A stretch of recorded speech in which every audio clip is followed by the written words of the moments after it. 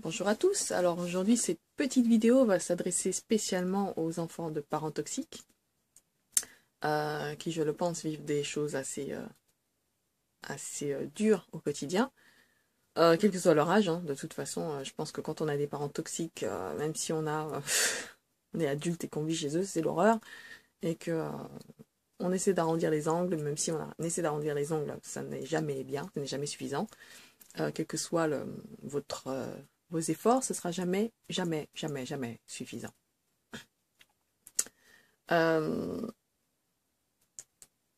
J'ai eu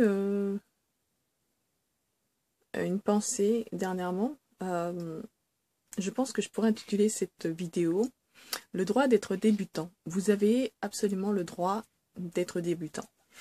Et aussi, je voulais faire un parallélisme avec l'éducation à l'antillaise, à l'ancienne. Je ne sais pas si c'est spécifique aux Antillais, mais en tout cas, je sais que c'est un mode opératoire antillais que les Antillais ont préconisé durant X années. C'est la méthode de l'éducation, mais violente, hyper violente. C'est-à-dire que on va vous demander de faire quelque chose, vos parents vont vous demander de faire quelque chose, mais ils vont vous le faire, ils vont vous le demander en étant extrêmement durs avec vous. Le ton de la voix super sec. Si vous ne répondez pas tout de suite, même si vous êtes dans l'incapacité parce que vous faites autre chose, vous faites soit gronder, insulter, voire frapper, disons les choses clairement. Donc violence sous toutes ses formes.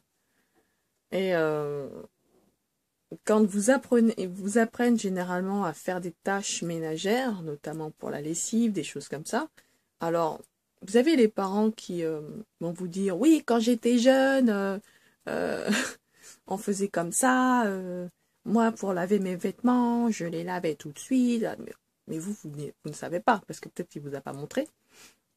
Vous allez essayer de faire à votre sauce, et ça va créer en fait une dispute. Ça va faire le tour du monde.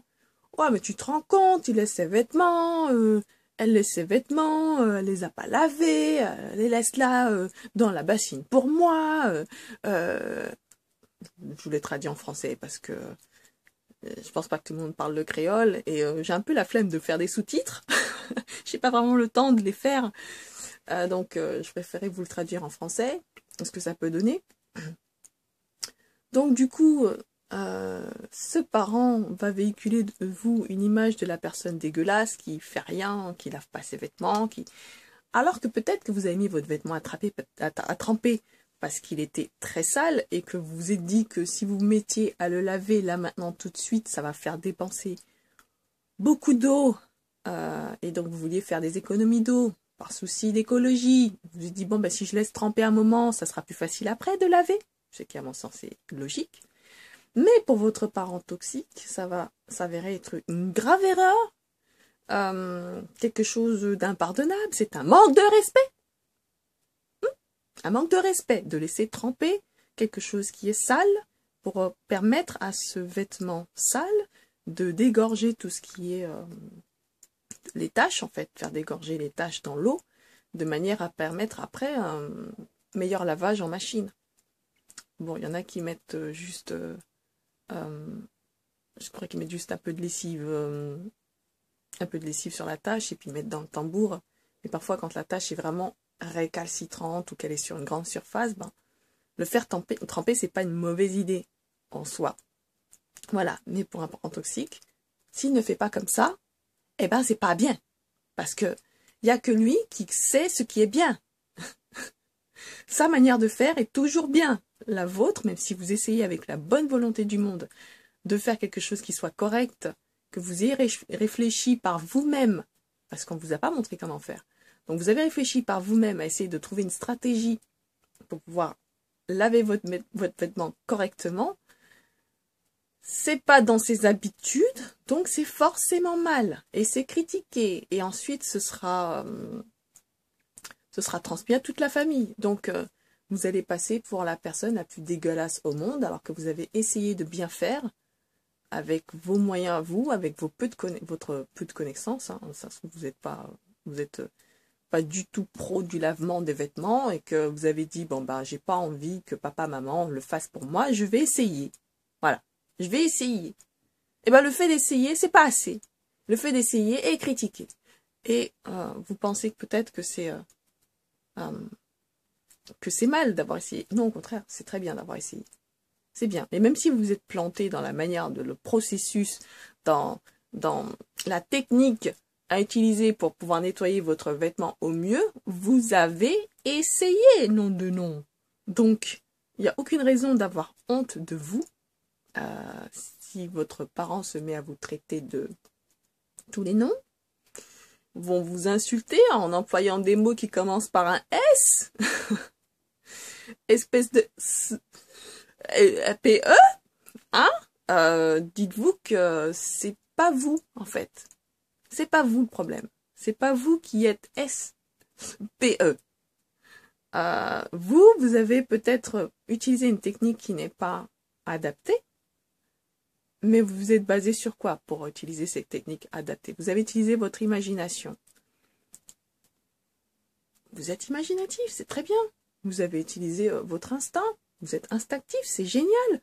Mais un parent toxique ne se rendra jamais compte de ça. Vous n'avez pas fait comme moi je faisais d'antan que j'étais jeune, donc ce que tu fais, c'est pas bien, et je vais critiquer, je vais t'insulter, et en plus je vais te foutre la honte devant toute la famille. Voilà, c'est ça un parent toxique, c'est qu'il va vous humilier parce que vous ne savez pas faire quelque chose. Vous apprenez à cuisiner. Ah bah il se dira, il sait pas cuisiner. Elle sait pas cuisiner. Vous allez passer le balai, par exemple, il va rester quelques traces, parce que c'est la première fois que vous faites ça. Ah ben, c'est pas balayer. Vous allez passer l'aspirateur. Ah ben, c'est pas passer l'aspirateur. Vous allez faire la vaisselle. Ah ben, c'est pas faire la vaisselle. Il sait pas faire la vaisselle. Tout sera sujet à critique.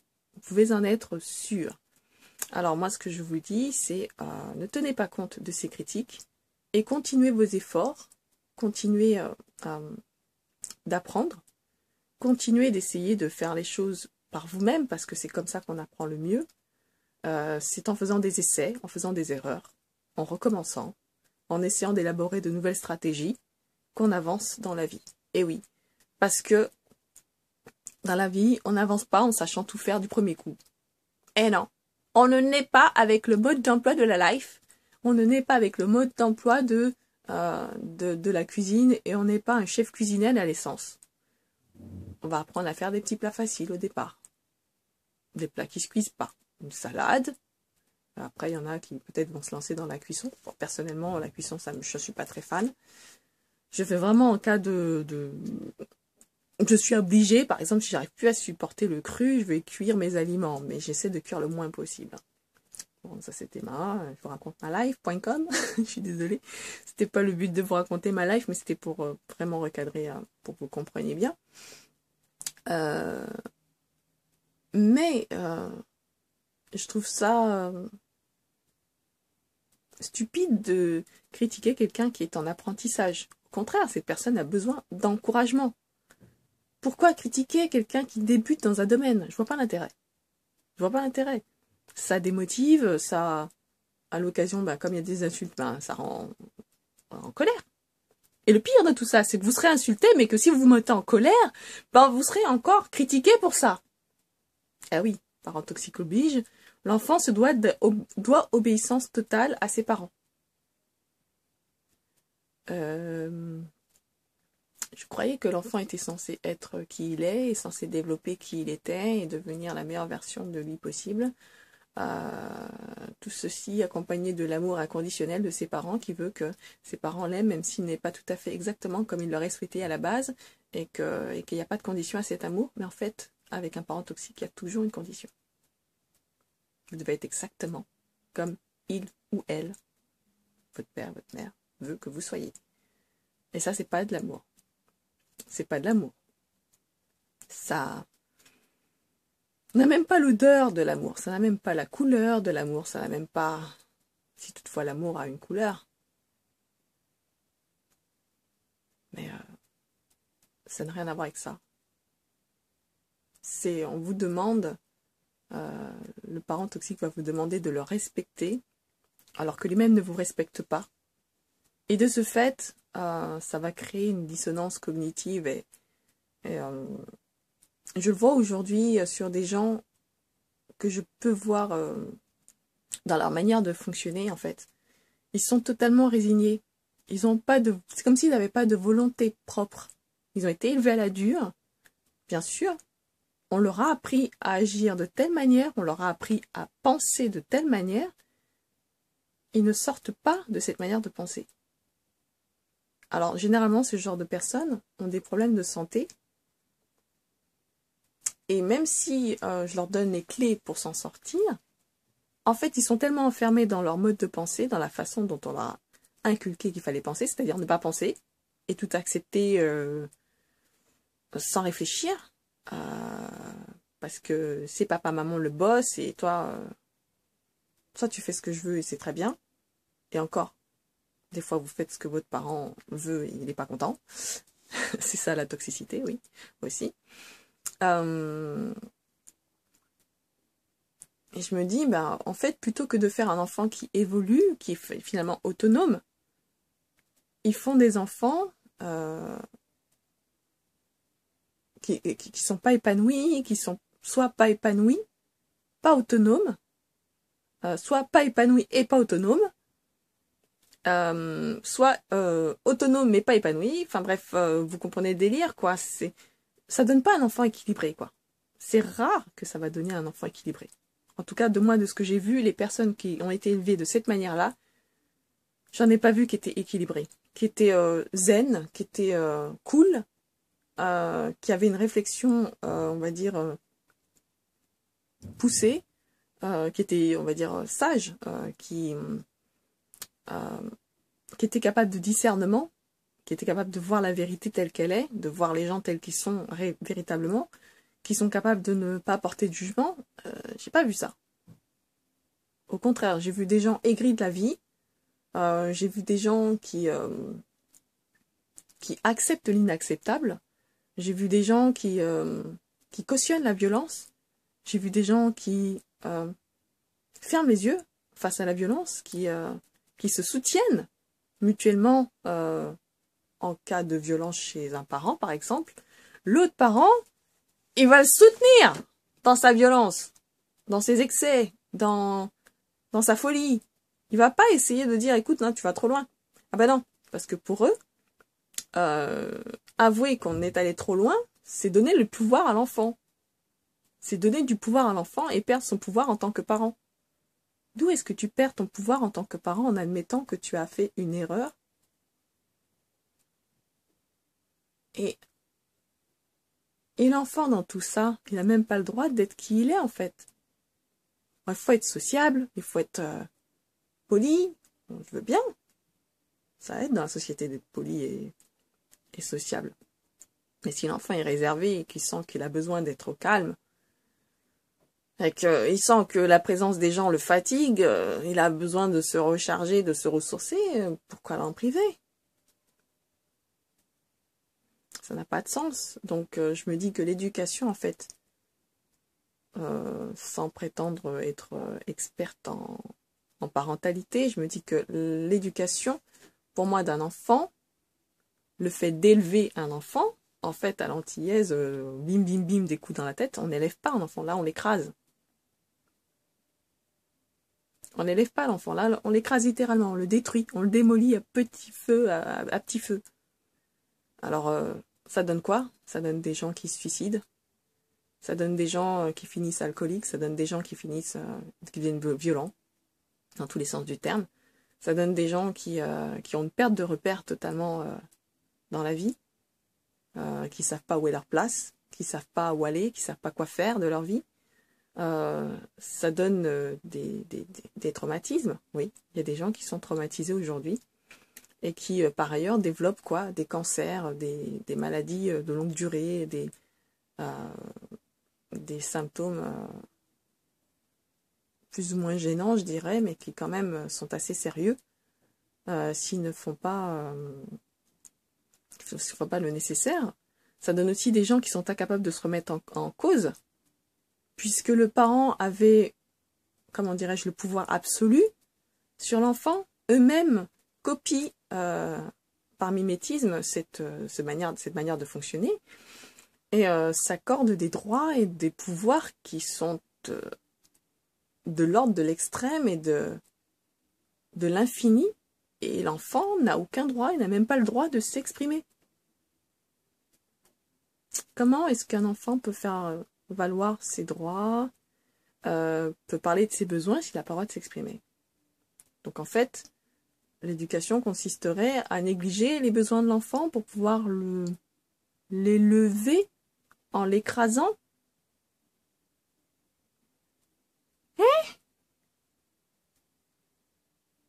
Comment élever quelqu'un ou quelque chose en l'écrasant? Un avion s'élève dans le ciel, il n'y a rien qui l'écrase au-dessus. Il s'élève. Maintenant, si vous vous amusiez à essayer de faire voler cet avion en lui... J'allais dire, allez, on va imaginer qu'il y a un imbécile, qu'il y a un idiot, quelqu'un de très très très bête, hein, qui va mettre, je sais pas, un objet très très lourd dans le ciel. Il arrive à le faire tenir par je ne sais quelle magie. On va imaginer, d'accord? Imaginons ensemble, d'accord?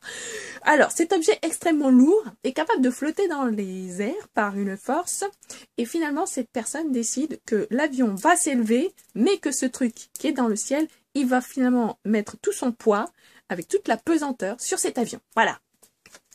L'avion va décoller avec ce poids supplémentaire. Voilà. Alors que vous savez très bien que l'aérodynamique d'un avion est prévue d'une certaine manière pour pouvoir traverser l'air d'une certaine manière, pour pouvoir s'envoler. Vous savez qu'il y a un équilibrage qui a été fait, avant, arrière, côté, de manière à ce que l'équilibre soit parfait, de manière à ce que l'avion puisse décoller. Mais si vous rajoutez un poids supplémentaire sur cet avion, que ce soit des colis, que ce soit n'importe quoi, et que finalement l'aérodynamisme n'est pas respecté, il va jamais s'envoler cet avion. Jamais. Jamais, jamais. Vous pouvez faire ce que vous voulez. Il va jamais décoller puisque l'aérodynamique n'est plus. Il n'y a plus d'aérodynamique. Il peut plus être soulevé cet avion par l'air ne passe pas bien comme il faut. Et puis le poids du truc, hein, surtout si c'est le même poids que l'avion, vous vous rendez bien compte que c'est pas possible, c'est juste improbable. On est sur Terre, il y a la loi de la pesanteur. Ce serait dans l'espace, peut-être encore. Allez, sans apesanteur, il aurait pu décoller un tout petit peu, peut-être. On est sur Terre. Sur Terre, la loi de la pesanteur, il y a des lois de la nature. Si vous ne respectez pas les lois de la nature, comment voulez-vous que cet enfant évolue, cet avion s'envole, que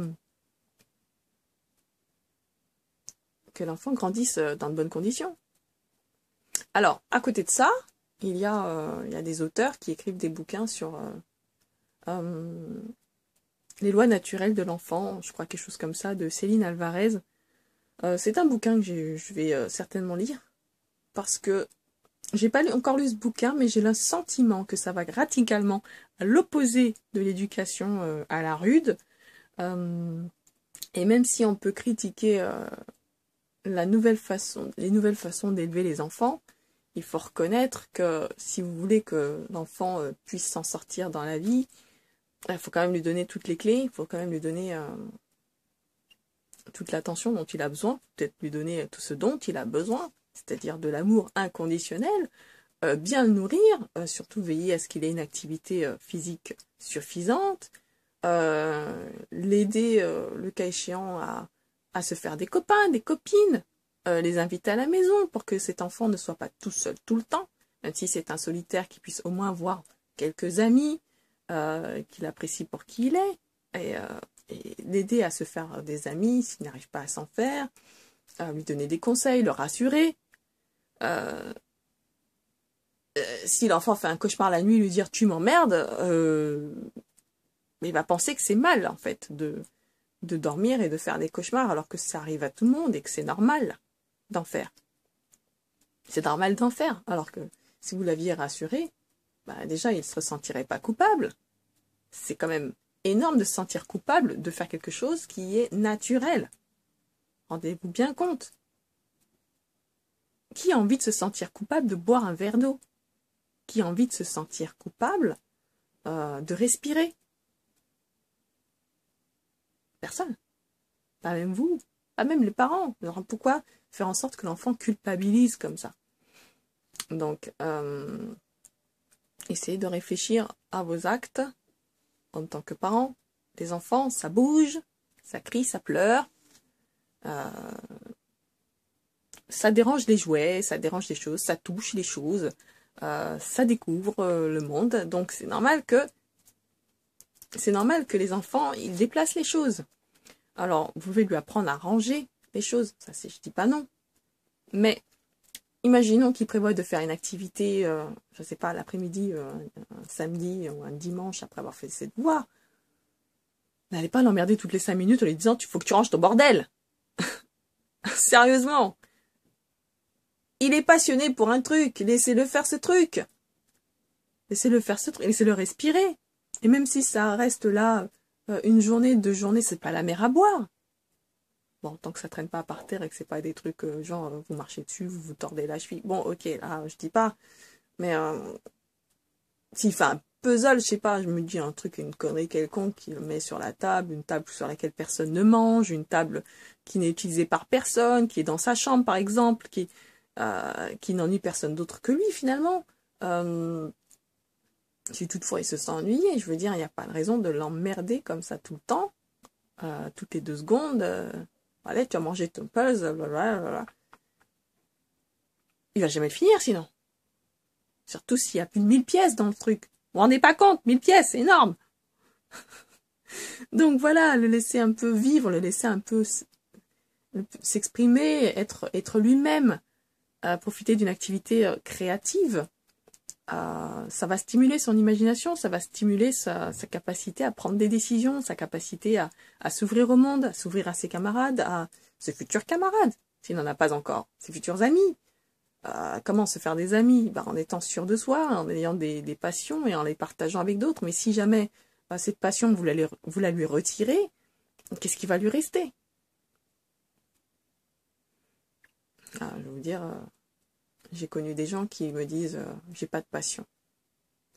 Mais comment c'est possible de ne pas avoir de passion? Tout le monde a une passion. Au moins une. Au moins quelque chose qui fait vibrer, quelque chose qui lui fait du bien quand il va pas bien. Il y a des gens qui n'ont pas de passion.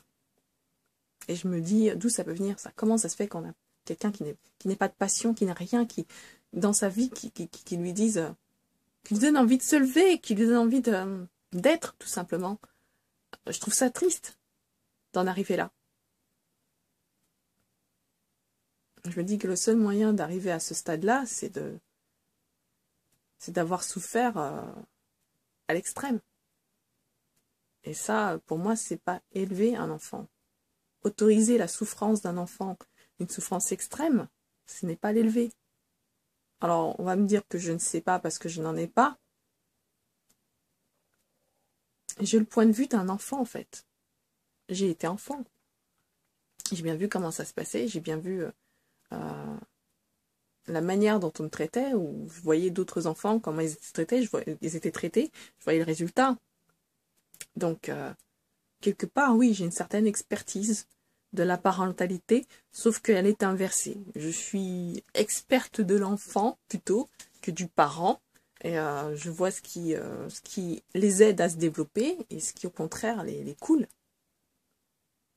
les plombe, leur fait du tort, leur fait du mal, les empêche d'avancer, et surtout les rendent, pas sociopathes, mais plutôt sociophobes. Je ne sais pas si ce mot existe, mais avoir peur de nouer des liens, c'est quand même grave. Et ensuite, on va s'étonner que les gamins d'aujourd'hui s'enferment dans leur téléphone portable, qu'ils décollent pas leur tête de leur téléphone portable, mais c'est qu'ils ont tellement perdu leur repère que finalement ils s'enferment là-dedans. Puisque le monde est cruel, je vais aller dans un autre monde où on va pas me critiquer, on va pas m'insulter, on va pas me dénigrer. Au final, on va pas me frapper. Et voilà. Donc avant d'en arriver là, ce serait bien que, en tant que parent, se remettre en question et se dire que c'est pas parce que on a été élevé d'une certaine manière que c'est la bonne manière d'élever un enfant. C'est pas parce que votre père, votre mère vous frappait que c'est l'attitude à avoir avec votre enfant ou avec l'enfant d'un autre. Et non. Parce que ce qui pour vous, vous avez peut-être le sentiment d'avoir été forgé grâce à ça, mais généralement aussi, les personnes que j'ai vues qui ont été élevées de cette manière sont des gens qui n'assument pas leurs responsabilités quand ils font des erreurs. Et ils vous disent, si, oui, mais j'assume. Je mets la lumière parce qu'on ne voit pas. Du coup, c'est tout éclairé. Et donc, oui, mais j'assume, j'assume totalement mes erreurs, alors que elle dit ça, mais finalement, cette personne rejette la faute sur vous, ou sur un enfant, ou sur un autre adulte. C'est de sa faute si j'ai fait ci ou j'ai fait ça. C'est de sa faute si m'est arrivé tel truc. Et jamais ils se remettent en cause. Donc au bout d'un moment, je dis stop, temps d'arrêter. Je pense que c'est des gens qui ont besoin de faire un travail sur eux-mêmes. Je sais pas, il y a encore un truc dans les cheveux. C'est des gens qui ont un travail à faire sur eux-mêmes, mais généralement, ils ne le reconnaissent pas. Parce que pour eux, tout va bien chez eux. Et de mon point de vue, je vois les problèmes, en fait. Je les vois. Dès qu'il y a un souci, je le vois. Et même si j'en parle, ils n'en tiennent pas compte. Parce que pour eux, c'est l'enfant qui a un problème. Il n'obéit pas. Il ne fait pas ses devoirs. Il est nul à l'école. Il me répond. Voilà, il me répond. Alors, on va voir les réponses. Parce que là aussi, il y a des choses à dire.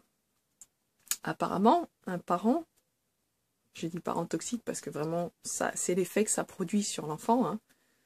Vraiment, ça le met dans une situation où il se sent mal à l'aise, où il se sent mal dans sa peau, mal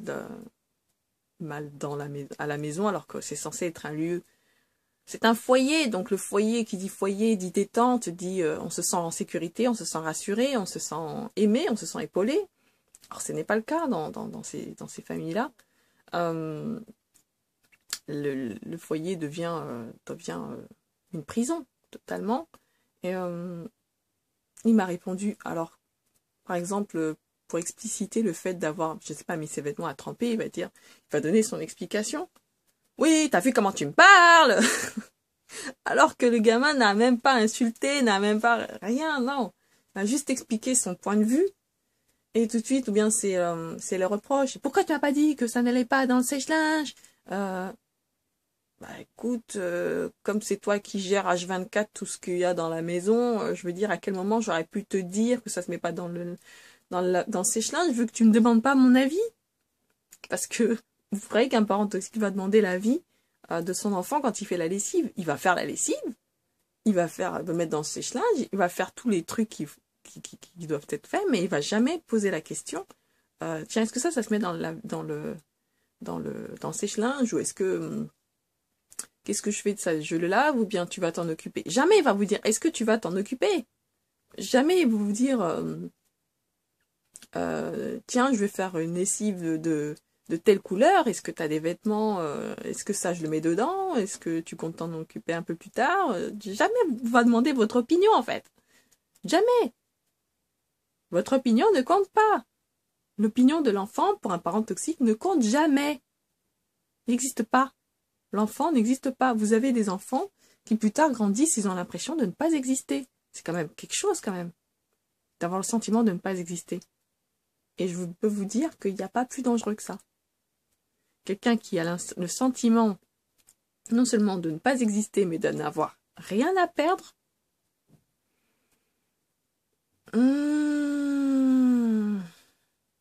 problème à l'horizon. Énorme problème. Pas seulement pour le gamin, mais possiblement pour la société. Parce que vous avez quelqu'un potentiellement qui peut avoir des tendances psychopathiques, des tendances suicidaires, des tendances morbides, que ce soit tourné vers lui-même ou vers les autres. Donc, c'est pour ça que je fais cette vidéo, parce que pour moi c'est très important, l'éducation des enfants. C'est très important de savoir doser entre, je dirais, sévérité, vouloir poser un cadre, et en même temps savoir accorder les libertés à l'enfant, parce qu'il en a besoin de ces libertés. Il a besoin de s'affirmer petit à petit. Je dis pas qu'il faut le laisser être le boss de la maison et diriger votre vie et décider de tout, parce que c'est vraiment pas... Je pense que ce serait un petit peu contre-productif. Mais lui apprendre qu'il y a des règles dans la vie à respecter, ça je veux bien que vous disiez ça, mais n'allez pas tout le temps, H24, lui imposer des choses et l'empêcher d'évoluer, d'explorer les voies qu'il doit explorer en fonction de ses besoins et de qui il est profondément. Laissez-le explorer ce monde, laissez-le faire ses erreurs. Vouloir qu'il fasse un sans faute du premier coup, rien de tel déjà pour le stresser, et c'est contre-productif. Vous n'obtiendrez jamais de lui qu'il soit parfait, qu'elle soit parfaite du premier coup, ça c'est pas possible. Donc savoir relativiser, se dire bon ben c'est pas grave, ce n'est pas le résultat que j'attendais, mais au moins cet enfant a fait l'effort reconnaissez quand même ses efforts, reconnaissez qu'il y a de la bonne volonté de sa part. Donc ça peut être enrichissant pour lui de se dire bon ben tiens, j'ai fait un effort, papa maman a reconnu que j'ai fait des efforts, ça va le motiver à faire encore plus d'efforts et améliorer sa technique, je sais pas, de lavage de slip. Si vous commencez à lui dire c'est dégueulasse, t'as laissé ton slip sale dans la bassine avec de l'eau et du savon, t'aurais dû le laver tout de suite. Qui vous dit qu'il n'a pas eu quelque chose d'autre à faire entre-temps, qui vous dit qu'il n'a pas eu un malaise, vous savez rien du tout de ce qui s'est passé, vous commencez déjà à critiquer. Voilà, vous pouvez lui suggérer d'aller laver, vous pouvez le suggérer gentiment. Ce serait bien que tu penses à laver ton slip. Ou bien, t'aurais pas oublié quelque chose dans la salle de bain? C'est toujours mieux que d'aller dire « Ouais, tu te rends compte, il a laissé un slip plein de caca dans le... » Voilà, vous lui mettez le nez dedans, et en plus de ça, vous partagez le fait que vous lui avez mis le nez dedans à toute la famille. Mais il n'y a rien de plus humiliant. C'est dégueulasse. Comment voulez-vous qu'il se sente bien après? Qu'il a envie de continuer ses efforts? Il aura plutôt envie de se retourner contre vous. Donc, par la suite, ne vous étonnez pas si ce gamin vous répond mal, vous parle mal, ou vous ignore tout bonnement, il vous dit plus bonjour. Vous le respectez pas, vous le dénigrez, vous le foutez la honte, et ensuite vous attendez de lui un total respect, une totale obéissance. Mais ça n'a pas de sens. Je veux dire, on va, pour que vous vous rendiez bien compte, en tant que parent, de l'absurdité de se comporter comme ça, on va essayer d'imaginer une scène qui peut être représentative de ce que vous demandez à l'enfant quand vous l'humiliez et que vous lui demandez de vous respecter juste derrière. Vous allez imaginer votre voisin de palier, ou votre voisine de palier. Cette voisine, vous la rencontrez dehors. Et qu'est-ce qu'elle fait, cette voisine? Non seulement elle vous insulte, mais en plus, elle vous met une gifle monumentale devant tout le monde. Le lendemain, vous ne dites pas bonjour à cette voisine. Et elle se met à vous critiquer. Et elle se met à vous dire, mais vous n'êtes pas poli. C'est dégueulasse, vous n'êtes pas poli. Est-ce que vous trouvez cette situation-là normale? Est-ce que vous trouvez normal le fait que cette voisine vous critique parce que vous ne lui dites pas bonjour alors que la veille, elle vous a giflé devant tout le monde, elle vous a insulté devant tout le monde, personne bien sûr n'a bronché, n'a pris votre défense, vous allez trouver ça normal qu'elle vous fasse passer pour quelqu'un qui n'est pas poli, alors que vous-même, enfin, alors qu'elle-même, plutôt, qu'elle-même ne s'est pas montrée polie vis-à-vis de vous.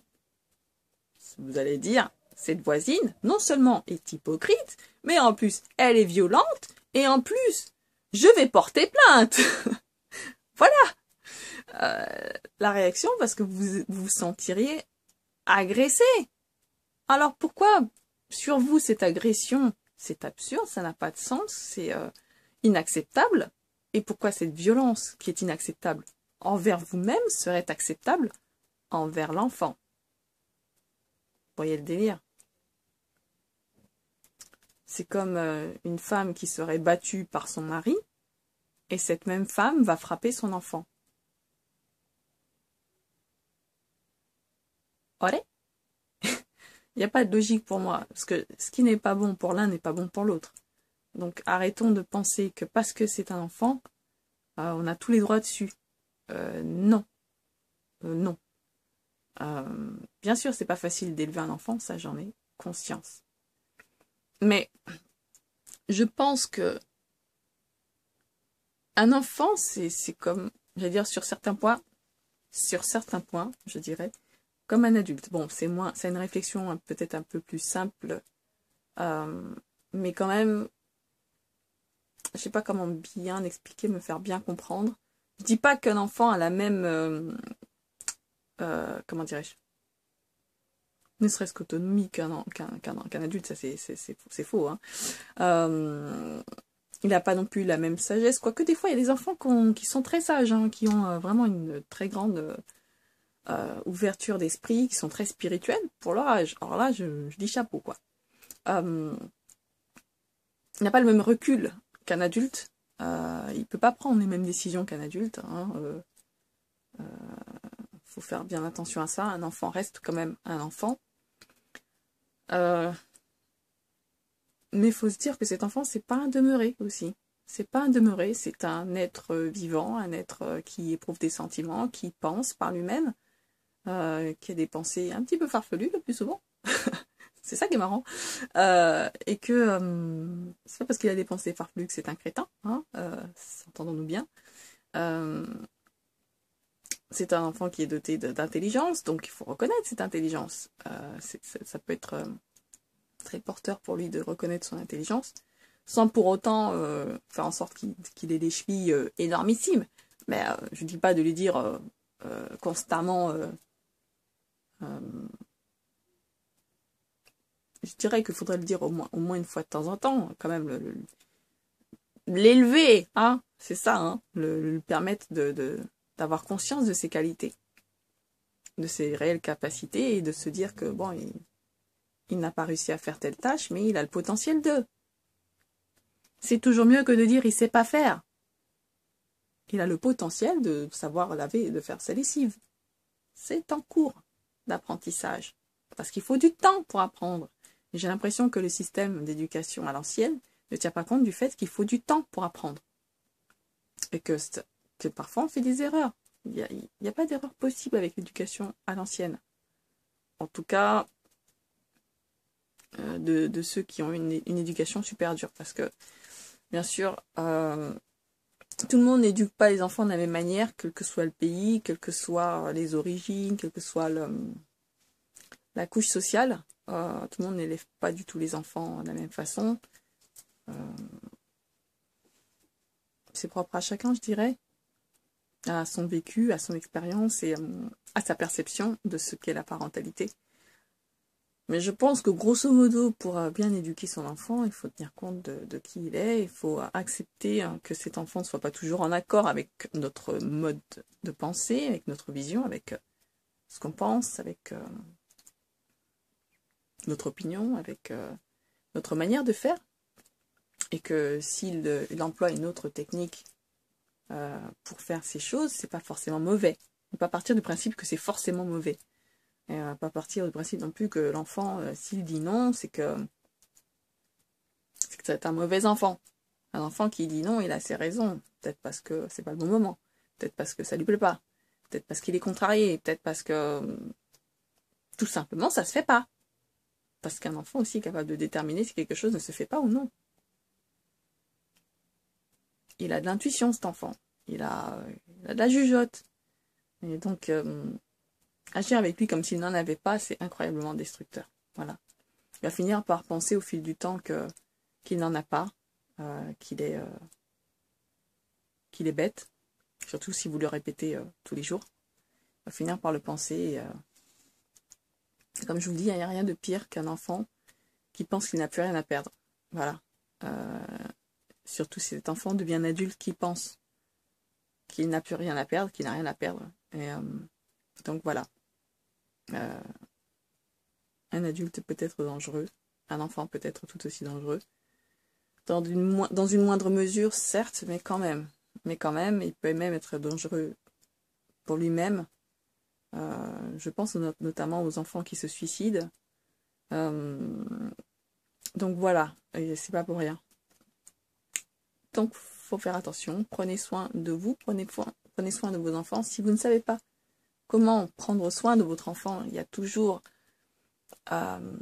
des gens qui sont experts là-dedans et qui pourront vous aiguiller. Il y a des bouquins, il y a des vidéos, il y a des sites internet. Il y a... Bien sûr, vous pouvez avoir un son de cloche d'une certaine personne qui va aller dans un certain sens, mais ne restez pas cantonné à cette vision-là. Et même la vision que je vous apporte là aujourd'hui, qui est la mienne, qui est personnelle, qui est vraiment par rapport à ce que j'ai pu observer, à ce que voilà, de mes observations, et ça reste mon opinion. Loin de moi l'envie de juger. Cela étant, j'ai envie de voir les choses bouger dans le bon sens, en fait. J'ai envie de voir des parents qui sont épanouis, d'une part, qui sont bien dans leur basket, qui sont bien dans leurs chaussettes, qui se sentent bien, qui se sentent joyeux, peut-être pas l'extase tous les jours, mais au moins qui sont dans le bien-être les 3/4 du temps. Parce que quand on a reçu une éducation à la rude comme ça, généralement, ça donne des adultes hyper stressés, qui cherchent la performance, qui cherchent à briller à outrance, Le gamin va faire une connerie, ça y est, tout de suite, c'est la fin du monde, alors que c'est pas grand-chose, finalement. C'est pas grand-chose, il n'y a pas mort d'homme, je veux dire, le gamin, il a fait une erreur, ben voilà, on passe à autre chose. On lui apprend que c'est une erreur, on lui dit, bon écoute, faut pas recommencer. Et voilà, point barre, c'est fini. Plutôt que de l'insulter, mais t'es qu'un imbécile, mais t'es idiot, quoi. Enfin, c'est too much. Pour moi, c'est too much. Ça n'a pas lieu d'être. C'est dévastateur. Donc, on change de tactique et on essaie de faire les choses de manière intelligente. Comme vous avez un enfant, par exemple, qui ne veut pas faire ses devoirs. Plutôt que de lui mettre la pression pour faire ses devoirs, pourquoi ne pas faire en sorte que ce soit amusant? Voilà, tu fais tes devoirs. Il y a une dame, je sais plus qui, j'ai lu, entendu ou vu une vidéo qui parlait de ça. Elle a proposé à son gamin de... voilà, tu fais tes devoirs et ensuite tu pourras jouer à la console pendant tant de temps, voilà. Ou alors, elle invite le copain à venir à la maison. Voilà, bah écoute, vous travaillez pendant, vous faites vos devoirs ensemble et puis ensuite vous pourrez vous amuser. Ça, c'est intelligent. Pourquoi? Bah parce qu'en fait, vous avez réussi à trouver un truc qui motive l'enfant. L'enfant, il aime jouer. Il en a besoin même. Le priver de jouer, c'est nul. Lui dire... Enfin, le priver de jouer, bon, s'il a fait une grosse connerie et qu'en plus il a récidivé, lui dire, vous l'avez prévenu 1 fois, 2 fois, 3 fois, là, ok, bah écoute, on t'avait promis que tu serais puni en faisant ça, en insultant, je sais pas, ton grand-père, ta grand-mère, le voisin ou je ne sais qui, tu seras privé de console, de jeu, parce que tu as insulté malgré nos avertissements. Donc, il y a sanction. Là, c'est normal. Ok. Mais par ailleurs, enfin bref, l'enfant, il a fini tous ses devoirs, il a le droit quand même de se détendre un petit peu, quoi. Pour lâcher le... voilà, faut lâcher du lest, un bout d'un moment, un petit peu. Donc, ouais. Donc, lui promettre qu'il pourra jouer avec ses amis, retrouver ses amis après qu'il ait fini ses devoirs, eh ben, ça va le motiver à les faire, ces devoirs. Ça va le motiver parce que derrière, il y a quelque chose de positif qui l'attend. Il sait qu'il y a quelque chose de positif qui l'attend. Et il n'y aura pas besoin de crier sur lui pour qu'il fasse ses devoirs. Dès l'instant où il sait que, après avoir fait ses devoirs, il peut s'amuser, il va être motivé pour les faire. Donc, je trouvais cette méthode plus efficace que de frapper le gamin s'il n'a pas fait ses devoirs. Voyez, parce que là, il apprend dans la douleur, là, en le frappant. Il n'aura pas envie d'y retourner à ses devoirs, en fait. Il n'aura pas envie, parce que ça va lui rappeler les coups. Et je sais que beaucoup d'antillais vont me critiquer peut-être là-dessus, mais ouais, ça déclenche des traumatismes, ouais. C'est-à-dire que dans certaines situations, dans la situation de travail, le gamin va se rappeler qu'on le frappait. Ou d'absence de travail, qu'on le frappait. De toute façon, le travail va devenir une source de haine pour lui, donc ça va pas l'inciter à travailler, au contraire, ça va l'inciter à glander. Et dire, j'en ai rien à... Voilà, plutôt que de se dire, ben oui, ben, quand j'aurai fini mon travail, je pourrai me détendre. Voilà. Deux états d'esprit différents. Vous sentez bien la différence? On dit oui, ça va faire des gamins mous. Je ne crois pas. En tout cas, il faut me le mettre dans des gamins mous. Je pense qu'un gamin éveillé n'a rien de mou. Un gamin éveillé, au contraire, il est dynamique. Donc, ce que vous appelez mou, je pense, pour certains parents, c'est le fait qu'il ne soit pas agressif. C'est très différent. Ne pas être agressif et être mou. Voyez?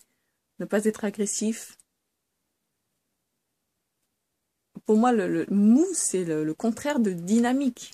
C'est pas le contraire d'agressif. Le contraire d'agressif,